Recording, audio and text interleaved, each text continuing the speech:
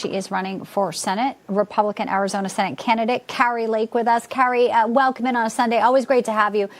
Donald Trump just gave an hour-long speech, no teleprompter, in the heat, calling out some of the biggest issues Americans are facing and also calling out Joe Biden's disastrous policies, which yet again we know will come forefront in November. But in the meantime, this was a very important few days for Donald Trump, big fundraising and a big shift, I think, with folks who thought maybe folks in liberal San Francisco and Beverly Hills would be writing checks to Joe Biden. Clearly, there is a change. I feel a big shift happening in America right now. I mean, President Trump was in Phoenix this week for a town hall. He did a rally in Las Vegas. He racked up millions of dollars in fundraising in places like Northern California, Southern California, Las Vegas.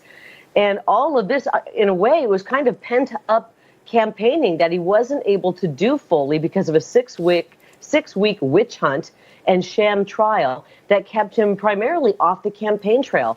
You know, the most effective campaigner we've ever seen is President Trump, and they tried to contain that and control that by keeping him locked up in New York. But you know what? He made lemonade out of lemons, and he ended up doing as much campaigning as possible in places like the Bronx and in New Hampshire, or I'm sorry, not New Hampshire, New Jersey, where he had one of the biggest crowds we've ever seen.